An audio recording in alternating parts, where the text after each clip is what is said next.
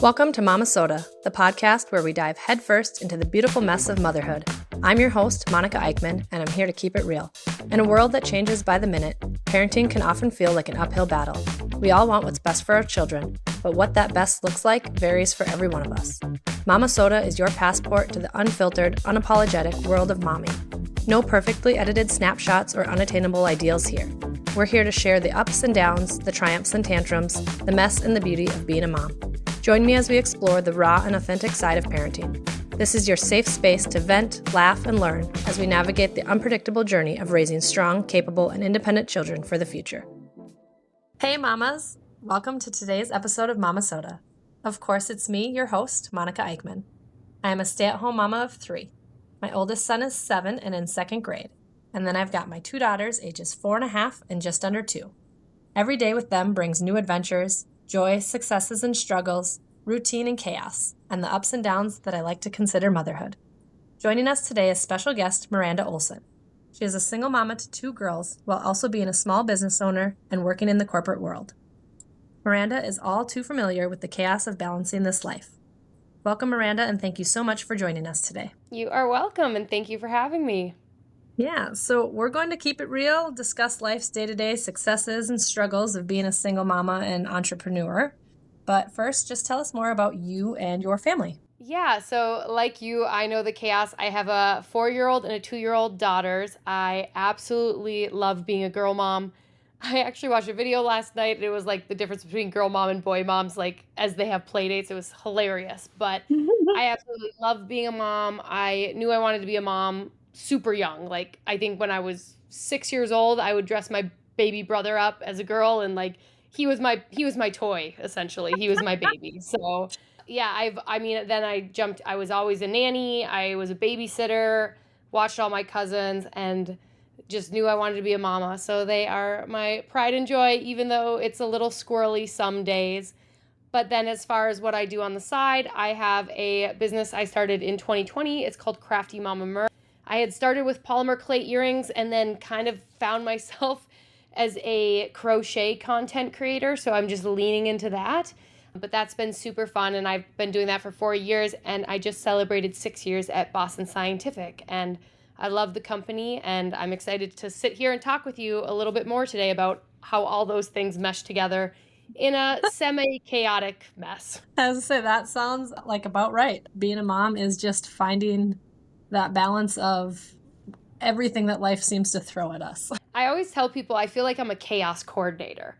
Yeah. But I went to a conference the other day for working single moms, and they started to talk about the different skills you have as a mother, but specifically as a single mom, and how transferable they are into your work life.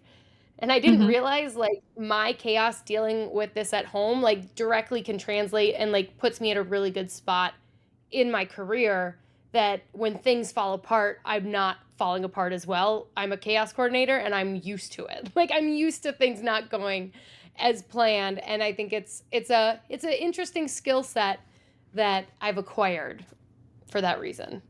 It reminds me of those posts that you'll see floating around every once in a while that's like, describe to me your job without telling me your job, or something like that.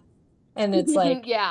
I am a personal chauffeur. I am a personal chef. I am a grocery shopper. It's like, yeah, I know. I really actually do love that whole thing. It was funny to read those.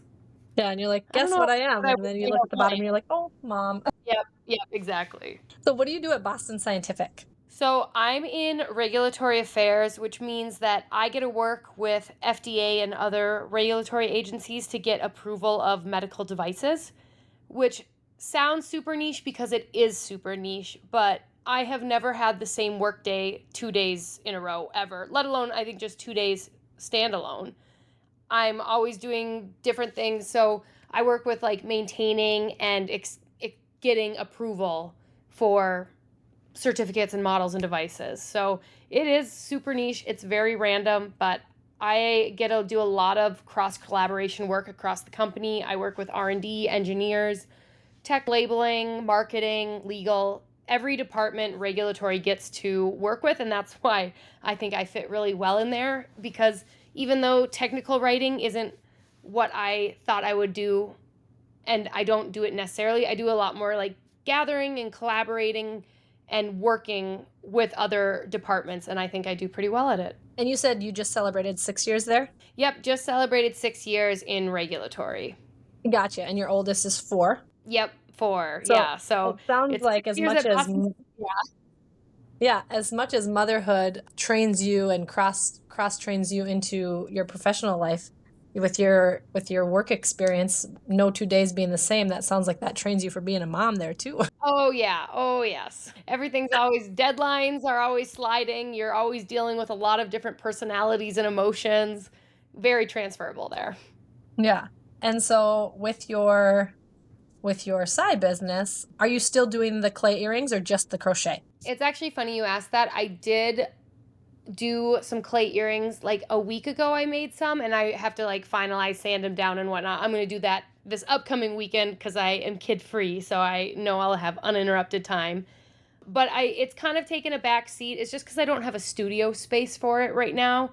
And so it's a lot of like set up and tear down that just isn't as fun as if you could just sit down and jump back into it. So I haven't been doing it, but I did a custom order for a friend who's getting married. So I'll still do one-off orders here and there, but we'll see kind of how fall goes and what I decide to do there. Yeah, and then what are you doing with the crochet? So for crochet, it happened by accident, but I was going live on TikTok and someone asked, where's the pattern? And I had learned by some grandma teaching me like hands-on how to crochet, so I couldn't read a pattern, didn't know what a pattern looked like.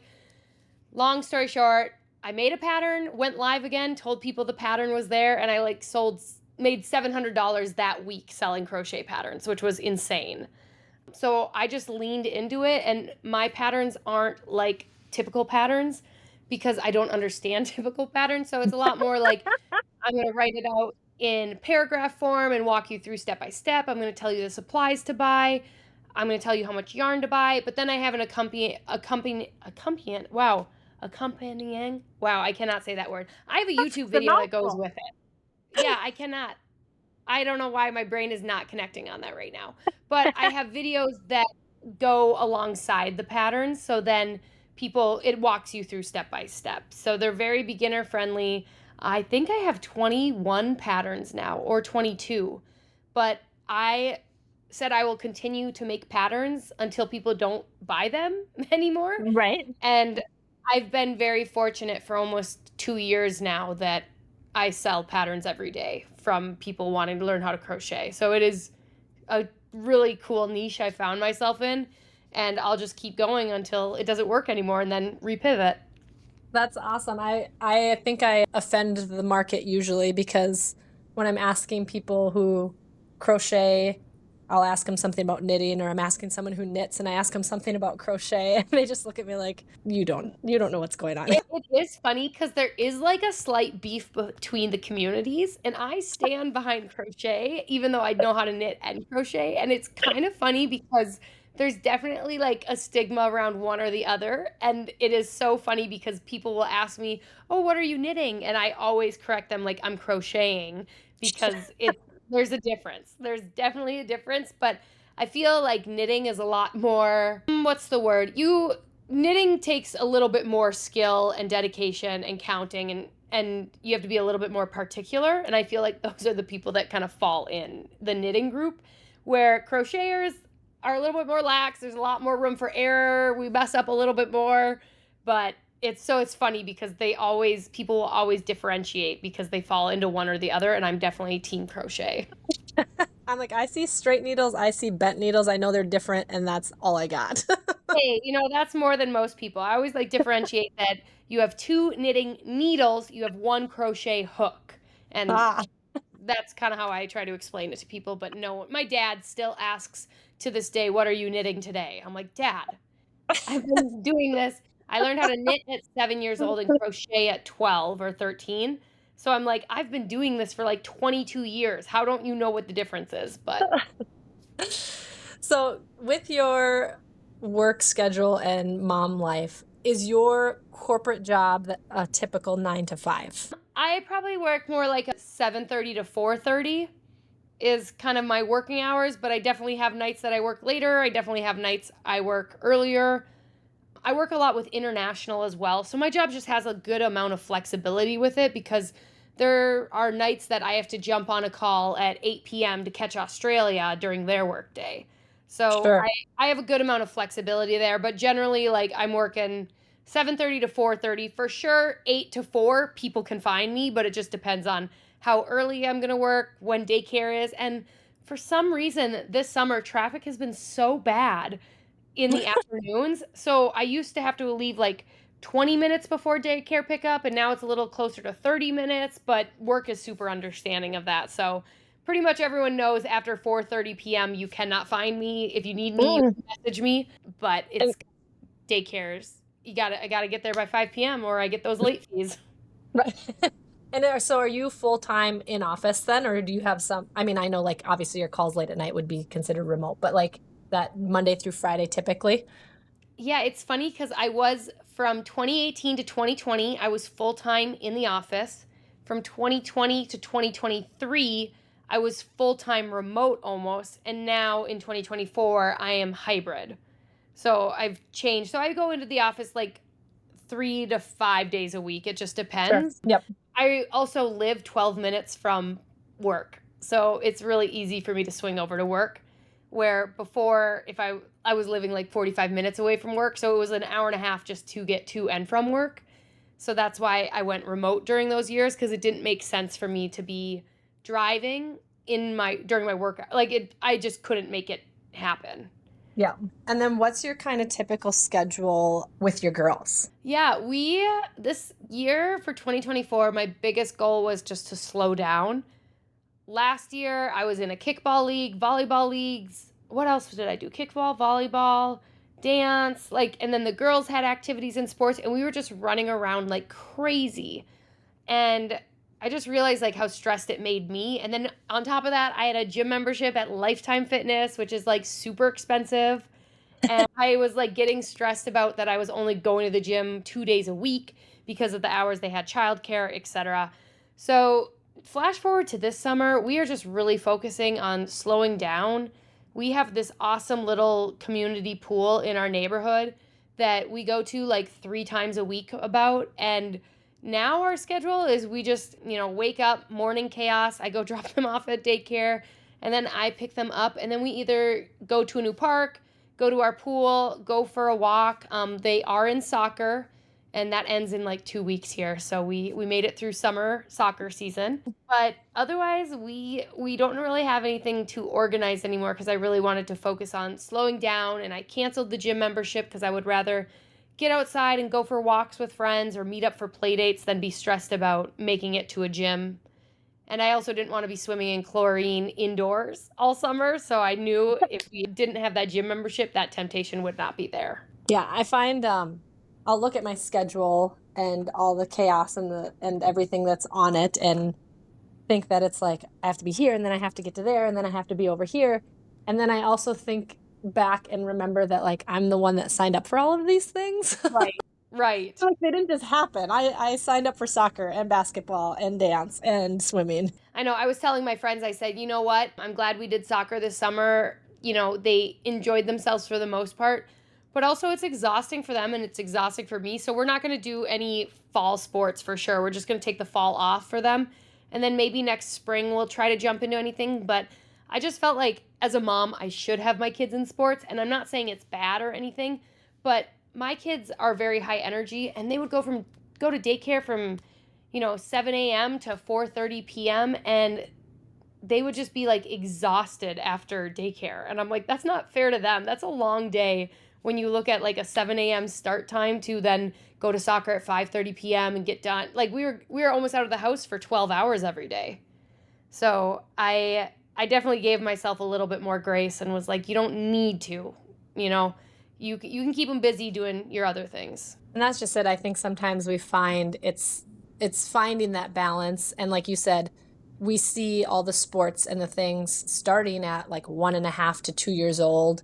And so, like you said, we just think that like, I need to sign them up or they're going to be behind or they're missing out on something. And I find myself, like I said, doing the same thing. My not even 2-year-old yet, starts dance here in September, and I'm really excited as a dance mom, but Yep.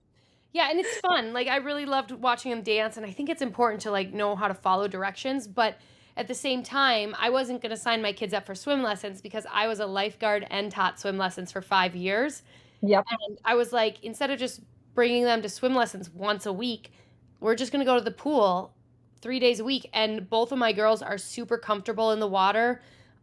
My oldest is definitely like getting her swimming skills up, and maybe like in a year or two I would put her in for more like technical, but I know the basics of how to teach kids how to float, how to, hold their breath, how to swim, etc. And I think for me, I was like, yeah, I'm not going to stress myself out financially or like we need to be here at this time. It's so nice to go to the pool and tell the girls we can leave when you guys want to leave and just sit there. And then then I can bring my crochet and I crochet by the pool and or read, and I just get to watch them play. And we've got a really diverse pool in our neighborhood, and there's almost always at least 2 if not 3 plus languages being spoken. There's all these it's a really good exposure that I think they get for free going to our community pool versus trying to put them in organized events. I think that's important for parents to remember too, that like once you sign up for a sport or activity, you're committing to a certain time, and now you've placed a monetary value on it. And if it's not bringing joy, but it's bringing stress because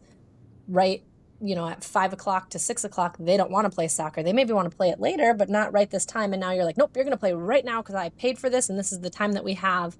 So if it's creating stress rather than bringing joy, like that's a good time to reevaluate and reassess. Yeah, so maybe in a couple years we'll jump back into, or next summer try something else again. But for this summer, yeah, like it was 5:30 and it was hot, and my daughter was like, "Mama, I have a sweaty back and I just want to go home." I'm like, "I know, honey. Welcome to Minnesota. We all have Yeah. sweaty backs from June to August." Yeah, it's part of the season. Nothing It to do is. with soccer. It is. So then just tell us, being a single mom and navigating, the corporate world plus your own business, what's been one of the biggest challenges you've faced, and how did you manage and overcome that? I think for me, and this is more of like a personal thing, was learning when to ask for help. I have always been like a go-getter, a do-it-myself, and sometimes when work is taking all of my time and then it just is like I'm doing work outside of my work hours, or then I'm running around and it's busy being a mom, things would like pile up like dishes and laundry, and it just comes from like asking for help. And I realized it in 2022, and it was 2021, and I wasn't a single mom yet, but my partner then, ex now, he was overseas, and I was just getting so stressed out because I could not catch up on dishes. I had a huge project going out, and I ended up calling my dad, and he's like, "What's going on?" And I was just crying, and I said, "Dad, I just need you to come over and watch Meta so I can do the dishes." And he and my mom came over, and they just sat with Meta so I could like do the dishes and work a little bit and get it done. But it shouldn't take getting to the point of you like having a physical breakdown to Mm-hmm. ask for help. And I think being a single mom, I know I am so blessed with like my village I have surrounding me, because it plays into a lot of things. I like, even this past weekend, I called my family and I'm just like, I need help getting some projects done around the house. Will you come over Friday night? So I went and got tacos and I fed everyone, and my brother's girlfriend sat and hung out with my daughters, and my dad, my brother, and we got like every random small project done around the house. But I could have sat there and really been stressed about it, but I just was a little bit more persistent in the family group message and was like, "Hey, I need your help. Like, you need to come over." And sometimes I'm like, I feel bad because I'm like, they're not their kids. Like, they're not single moms. They chose to have kids when they have kids, or, they don't have kids. But, being able to say, "Hey, I need your help," is like the biggest way to find balance in life in general, but especially as a single mom, because I can't do it all by myself. There's a reason why you should have 2 people to make a child, because it's a all hands on deck job for sure.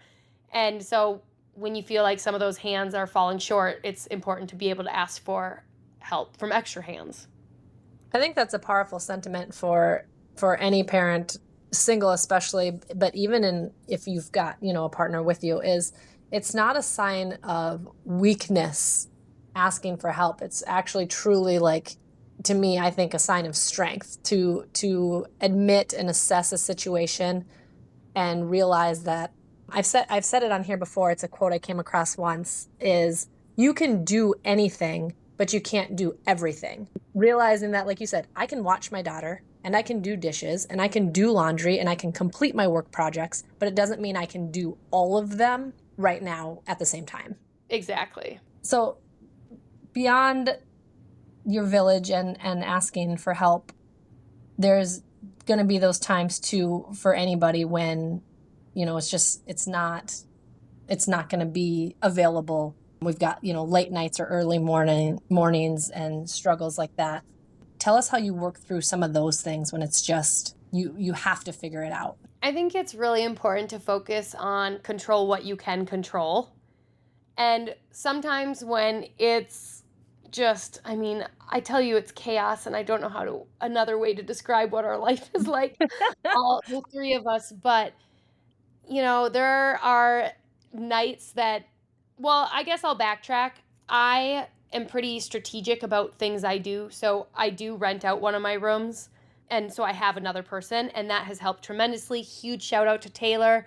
Her and I played volleyball together, and I was just at a point that I was like, I'm starting to feel really lonely because my kids go to bed at like 8 p.m. and it's like I'm on house arrest essentially, that I can't leave my house, but I have to stay here. And, so I would just get like bored and antsy, and I don't like having people over at my, like, for like dating wise, like I don't just have anyone come over because this is not just my house. Like if I were single, like, I could like have someone come over and we could have dinner, blah, blah, blah. But I have two babies sleeping upstairs, and I just started getting like really like antsy sitting inside. So I was actually going to rent like Airbnb out my bottom bedroom on the weekends my daughters weren't here. And this is the other thing, like as a single mom, you have to get creative financially. Like, and I'll do anything for my babies to make sure that they have what they need. And they don't know how hard I work like today, but like someday they'll probably look back and be like, dang, mom was really doing it.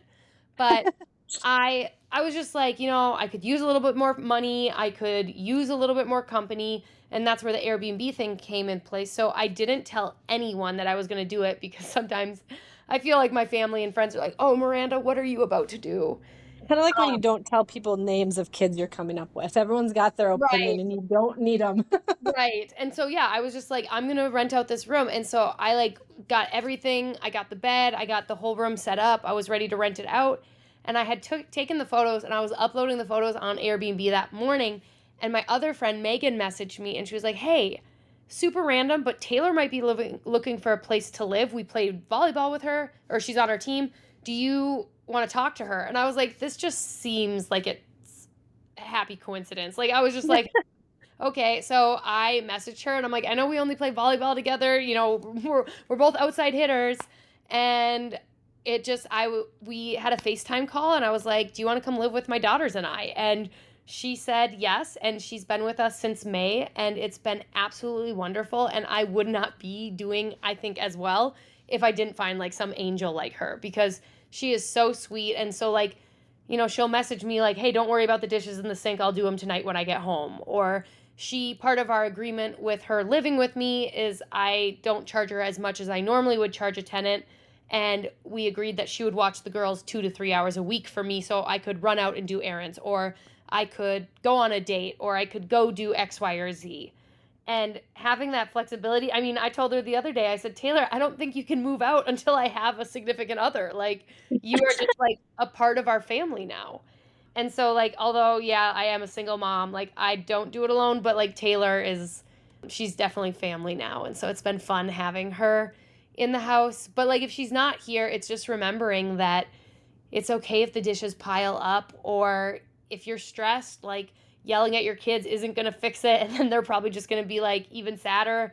And so there's days that we sit in chaos, but I also like, I don't know, this summer has been the easiest summer parenting thus far. And I've been a parent for 4 summers now. And the girls just, they're squirrels, and I don't know why it's when we're in public or around other people, they don't act the same way they do when it's just the three of us. But for the most part, they're super helpful. I've taught my oldest, my oldest helps me with laundry, and she helps me like sort and put things away now. And if there's yard work that needs to be done, they can either play in the yard or they can help me pull weeds. And I think people think that like kids can't be like a part of the household or like contribute to it until they get much older, but you can start having them help you and make it fun for them very, very young. And that's just it. I find that like even my children, it's like they want to help. They want to do what you're doing.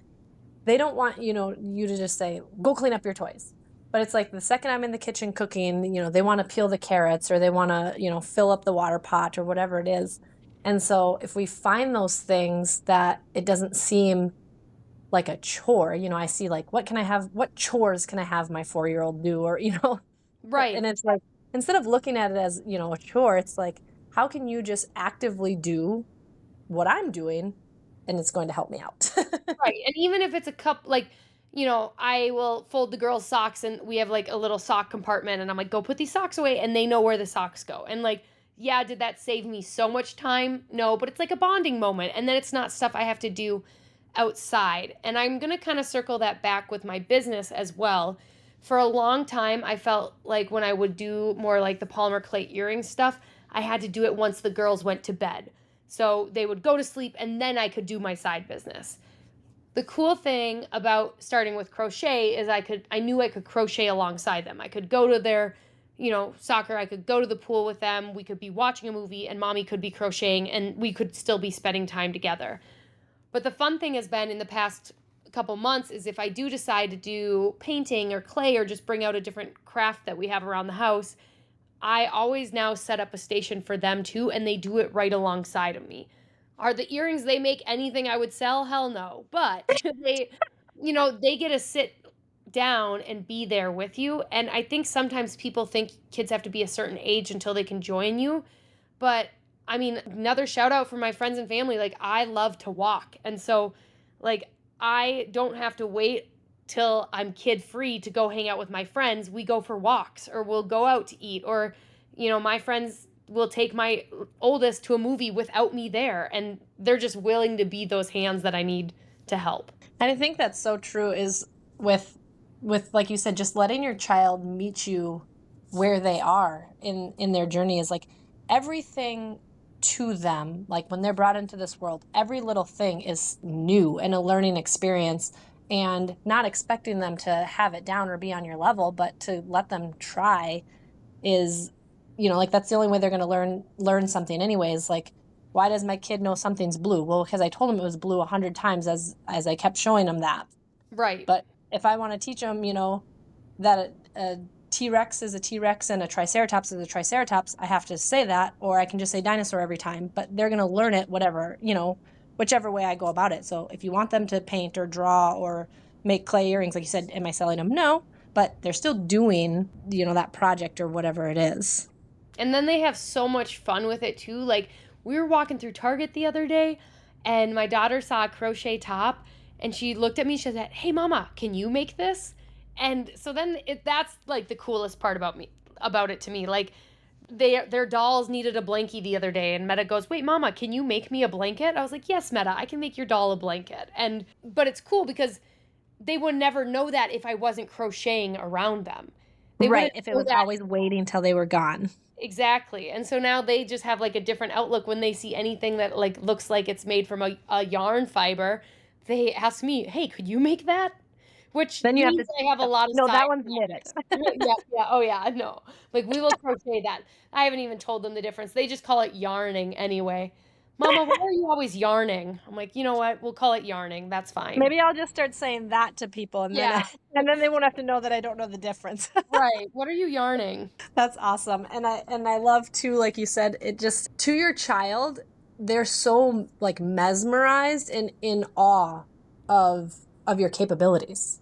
Yeah, for sure. And if you don't share those moments with them, then that's not something they get to experience. So besides then, I know, with your roommate and your awesome community that you have with friends and family, it can still be a lot. 3 hours is not a lot to do all of the things in a week. How do you find time for your self-care and your own personal growth amidst your big busy schedule? Yeah, I think kind of going back to like, don't put off your time to care for yourself until you're like the only conscious adult in the house kind of thing.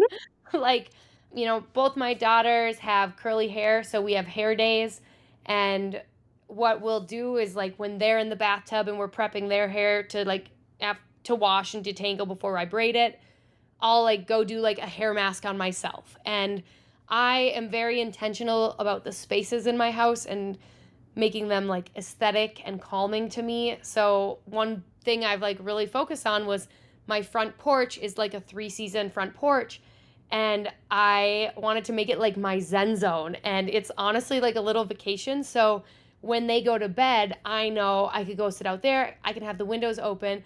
I can feel like I'm either out on a patio or out like detached from my house. I'm not sitting inside my house, but I'm still here with my kids. And being really intentional about like that specific space. The last thing I have to add to it is I want to put some wind chimes outside, so it's just like even more zen when you sit in there that you can just hear the wind chimes in the back. But I also I really communicate with my kids when like mommy's sad or mommy's not feeling good. I also know that I'm going to get the follow-up question like, "Why, mommy?" But like some days I'll like 2 days ago we had to go to CVS to pick up some meds, and Meta looks at the pharmacist and she goes, "My mom needs medicine, probably because we're giving her a headache." I was like, "Oh my gosh." But I just think like it's being intentional. Like I knew trying to run to the gym and run to activities and be in all these things, I knew it was stressing me, so I stopped doing it. I knew it felt like I like was going stir crazy living at the house, so I made a little space on my front porch that I could like have a little vacation and read a book in my rocking chair and still be, here for the girls. I'm attached to the house at least. And then like also a really big thing that I've been focusing on is like romanticizing your life. Like I do what I want to do either with my girls or like in my kid free time. I just enjoy it. Like I always have fresh flowers in the house. I always have plants everywhere. Everything's like aesthetically pleasing to me, and the serotonin boost I get walking through my house, even on like rainy, cloudy days, it just makes me like happy, if that makes sense. No, it does. And I think I was talking with an interior designer that does like family first interior design. And that was a big thing that we talked about is like, there's a difference between trying to find that like picture perfect magazine home and appreciating your spaces for how they work and function for you and make you happy. And I'm going to piggyback off of that too, because as you were saying that, I had another idea. For a while, I've never really felt imposter syndrome strong, like in who I am, but maybe so where I should be. And so for me, like I live in Minneapolis, like I am in Minneapolis proper. And for a while, not a lot of people had good things to say about Minneapolis. So I felt like I looked down on myself a little bit for living in Minneapolis. Mm-hmm. So like it was my house, I bought it, etc. And I would see all of my like friends or acquaintances on social media buying, their beautiful new build, like gray walls, white trim, like perfect cookie cutter homes. And I would be like, that's where I want to be. That's where I want to be. But I felt myself all of a sudden like comparing myself like, well, look at that. Look at that. Like, and not to say like that's not where I want to be someday, but I just also really appreciated where I'm at right now and like humbled myself a little bit to realize how like blessed I am even to like own a house in as a single mom.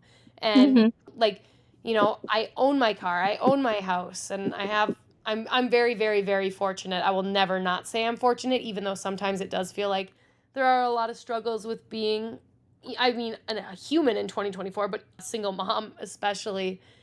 But looking around and like, I think it's just a big mindset shift. If you can look around and romanticize your life, and if you are stressed about certain things that you are paying to go to, finish through, stick with the commitment you make. But I've done so much like reevaluating and pivoting since 2023.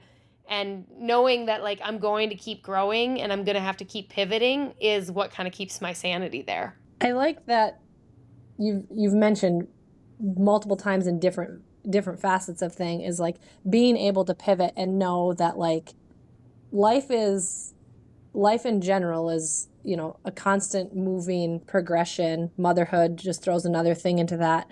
And realizing, like you even said with the house, like, yes, I might want some of those things some days, but appreciating what you do have and knowing that, you know, it's not that you can't have goals for the future. It's just you don't need to be down on what you've accomplished in the present. Exactly. So with that and, you know, seeing different struggles that comes with everything, what have you experienced as far as like being a single mom and some of like the stigma or things that have come with that, and how do you cope with the emotional and the logistical challenges of all of that? Yeah, we're going to point back to my last point that there's a lot of evaluating and pivoting that needs to happen. Being a single mom, it's, you know, the only part where it's hard right now is dating, to be honest. Like, I feel like I've got everything else down, but it's the way that people think they can treat you a certain way because you're a single mom, or that you're not like as good as if you didn't have children. That's just really like disheartening and hurting. I've had guys tell me that, you know, they say they're only looking to like go hook up, and I'm like, yeah, sorry, I'm looking for a relationship, best of luck. And then, you know, they throw some backhanded comments like, well, you should probably just take what you can get because you're a single mom and this is the best you could do anyway. Yeah. And I was like, no, I'm good, thanks, have a good Yeah. day, you and yours, like, I'm okay. So I think that's like sometimes where it gets frustrating. It's also the questions, like, honestly, I don't do this, but at this point, like, I almost want to like put the next information I'll say like in my dating bio, because like people, like, they just assume a lot of things. They assume, and I don't even like saying baby mama or baby daddy, like drama. I don't even like those words. Like, no, that's like the father of my children and I'm the mother of their children. I don't like being called a baby mama. I don't like being called, like, I don't ever refer to my ex as a baby daddy. Like, even though it didn't work out with him and I, he will forever be the father to my children. Yep. Or father, you know, he's the father of my daughters. But, you know, people just like ask crude things straight up, and whatever, maybe that's their like way to find out, but you know, they just like assume, especially with my daughters, I get asked a lot like, do they have the same father? And you know, they then immediately people ask, why didn't it work? How's it going? And so it's just hard because it's like a very personal thing that you all of a sudden feel like someone's like asking you, but you also know why they're asking it, because you know, I don't know, it's just it gets messy, and sometimes people ask those questions with tact, but most of the times they just like ask you and you just kind of want to be like, I was married for 4 years, same father, we got divorced, like we co-parent okay together. You know, I have him 75% of the time, he has him 25% of the time. And it's just like, sometimes it's like, is that all you want to know? And I get when people ask, but as soon as one person asks, like, do they have the same father? I just like type out the paragraph and I say, they have the same father, we were married, blah, blah, blah. And I like, but I feel like I have to because I know those questions are coming. Right, like you feel like you shouldn't have to walk around with a neon sign above your head with like Right. This same like, dad. right. And it's just, but it's sad because like, it's like, what if I would have told you they had different fathers? Like, would you have asked like, what happened? Do you care? Or whatnot? So it's interesting for sure. And you know, it's just, I don't know how to like look at it, because some, but then this goes back to like the pivot and resetting and reflecting. Like, in the past, really, it's been in 2024. I didn't do this in 2023, which I probably should have, but like, if I feel like too stressed about trying to go on dates or meeting up with guys, I just like will go on like dating fast essentially. So I took like a 2-month one earlier in the year, and I'm kind of on one right now, kind of not. I don't know. We'll see. We'll see how things go. But like, I don't have dating apps right now because if I find myself like stressed about like finding people and finding a match, I just like, I'm like, what's the point then? And Yeah. so I think it's just like being intentional. And so like when I am dating, like I'll go on dates, and I definitely let the men lead because I've realized like I am such a go-getter. I am a doer, and I have had many friends have to tell me, Miranda, people are not projects. I know you see someone and you're like, yes, we can get it done, but it's not going to work. And so in this season of my life, I definitely am like, if I do meet someone, I take a step back and I let them lead because I need to see how they would lead Yep. lead our relationship, but also I know I am like a 0 to 100 speed person. And I I also though had to reset because I definitely felt like I needed to like find someone and like get it done. Like I needed to start dating, get engaged, get married again so then I could have more babies because I was so like I don't want my youngest who's 2 and my next children to have like a 10-year age gap. Yeah. But what I So, realized is like trying to push through that way isn't going to lead to like a healthy relationship. And not to say like the reason my last relationship ended was because of that, but I think if I would have had the mindset I have right now and go back into that relationship or those relationships, it would have worked so much better if I would have just like let someone lead and not been so pressed for time. I think maybe with just how things have gone with your roommate too, that would like help you see, I guess, that like things just kind of will fall into place. And not that, again, not that we have to direct our life also, but Yeah.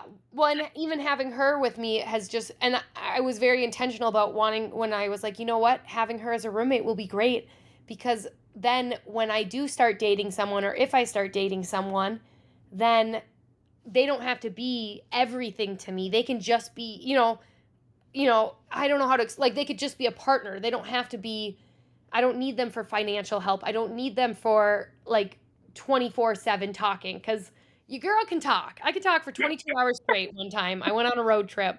I talked for 22 hours straight. And I realized like taking a little bit of pressure off too and realizing like they don't have to be everything to you right away. right away. Yep. And it takes a lot of pressure off of it, and then I'm also not sitting here sad if I don't hear from them or if it ends with them. I just feel like my expectations right now going into dating are so top tier, and I was stubborn and I like jumped into dating right away as a single mom, and a lot of people said like, Miranda, you should be single, you should be single. And I don't know if it necessarily should have been I should have been single, but it definitely should have been like you need to look at your expectations and figure out a way that you're not trying to find a person to be everything to you after 4 dates. Like Yeah. that's not healthy. And I think where I'm at right now is probably like the best place just because I have been able to like reflect and pivot.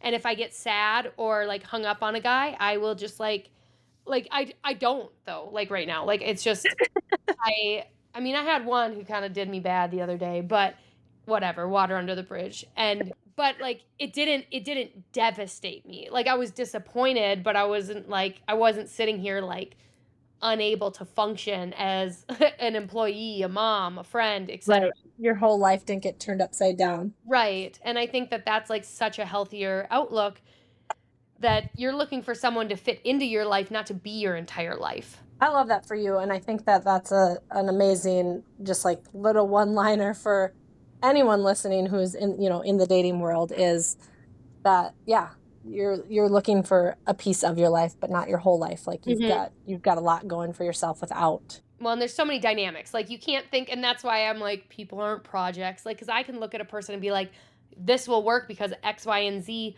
But it's like, but if they don't want it, you can't want it for them. And so you Yep. either have to decide, can I wait or does this have no hope, essentially? So with that, then let's move to just your perspective on life and your approach to career and business. How was that changed by motherhood? So I'm very fortunate that the company I work at, I have never felt like I had to make a choice between growing a family and growing a career. And I will stand behind Boston Scientific with that. Their maternity leave was great. Their work flexibility is phenomenal. For me, sometimes I have to remember not all of my coworkers have children, and that might be by choice or not. But to know that like I still have to show up and get my job done, and even though soccer's at 4:30 p.m. on Tuesdays, like I still have to figure out a way to get work done and get everything there. Yep. But as far as like shifting, I am very fortunate that I feel like the company I work with is family. And so it's very easy to thrive when you feel like you're working with friends and family and to grow a family and to have that. Like, I cannot tell you how many, like, I'm going, even in a couple of weeks, I'm going on like a hiking trip with like a bunch of my coworkers. And then a month after that, I'm going to Florida with another one of my coworkers. And so, it's nice to work with people who it's not just you work, your 9 to 5 with, you have more there. And so there's days where the kids will be homesick or daycare's canceled and I'm trying to get some work done and someone will call me and they know though. They know that this is my chaos, this is my zoo. They see the dog, the 2 cats, the 2 kids, but they meet me where I'm at and I'm like forever grateful for that because it's made me like a better regulatory affairs specialist 3 and it's made, it like I don't feel like one has had to take a back seat to the other. That's super cool because I see questions even on Facebook pages that are like, when is the right time to tell my boss that I'm pregnant or, whatever it might be. And it's like, that shouldn't like even have to be an issue, but the reality is for so many that it is. Oh yeah, I was overly obnoxious. I mean, people knew things so fast where I worked and then afterwards I had all so many people even if I didn't have a baby shower, they would drop off or even if I hadn't invited them to my friends and family baby shower, people still dropped off gifts at my cube and they still dropped off things for me. And I was very obnoxious after I had my daughters and I would send out. First, it was the Meta monthly. So at her 4-month to 12-month, I sent out monthly email updates to all my coworkers, a list of 75 people. And I would put the photos and be like, this is what she's doing this month.